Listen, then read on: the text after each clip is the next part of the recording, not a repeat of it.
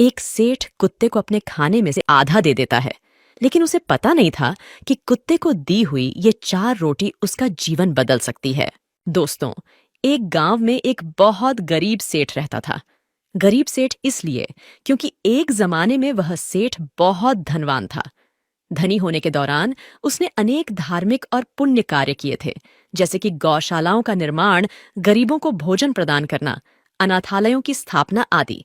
लेकिन जैसे जैसे समय गुजरा, वो सेठ निर्धन हो गया। उस दौरान राज्य के राजा ने घोषणा की, यदि किसी व्यक्ति ने अपने जीवन में कोई पुण्य किए हैं तो वह अपना पुण्य बताकर उनके बदले उचित फल ले जा सकता है।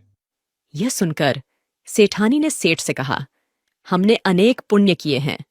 तुम राजा के पास जाओ और हमारे पुण्यों की चर्चा करो, ताकि हमें उनके उपयुक्त फल मिल सकें। सेठ ने इस प्रस्ताव पर सहमति जताई और अगले दिन राजा के दरबार के लिए प्रस्थान करने का निश्चय किया। सेठानी ने यात्रा के लिए 4 रोटियां तैयार कीं और सेठ से कहा, भूख लगे तो रास्ते में इन्हें खा लेना। सेठ राजा के महल की ओर चल पड़ा। गर्मी का दिन था और दोपहर का समय हो गया था। सेठ ने सोचा, सामने पानी का कुंड भी है और छाया भी, क्यों ना बैठकर थोड़ा आराम कर लूं और अपनी रोटी भी खा लूं। कि सेठ ने वृक्ष की छाया में रोटी रखी और पानी से हाथ धोने लगा। इसी बीच वहां एक कुतिया आई, जिसके साथ उसके 4-5 पिल्ले भी थे। कुतिया सेठ के सामने पूंछ हिलाते हुए आई, क्योंकि उसे सेठ के पास से रोटी की खुशबू आ रही थी। कुतिया को देख सेठ के हृदय में करुणा जागी।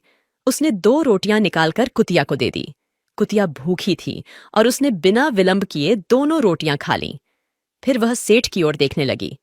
सेठ ने मन ही मन सोचा, इस कुतिया के तो 4-5 नन्हे बच्चे भी हैं, जिन्हें वह दूध पिलाती होगी। मेरी दी हुई 2 रोटियों से इसकी भूख शांत नहीं होगी।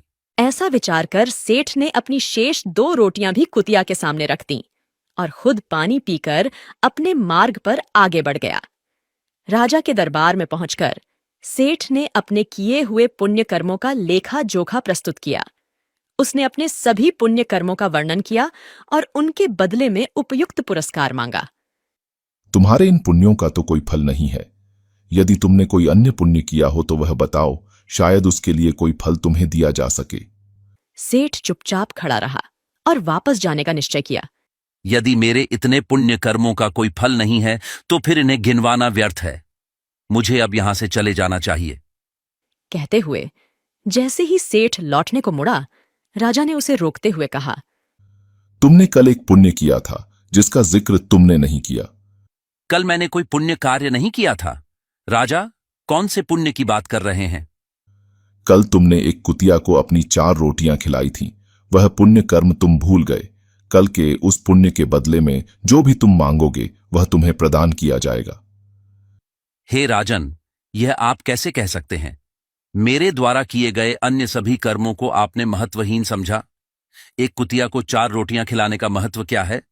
हे सेठ, जो पुण्य तुमने गिनकर दूसरों को सुनाए वे सभी व्यर्थ हैं।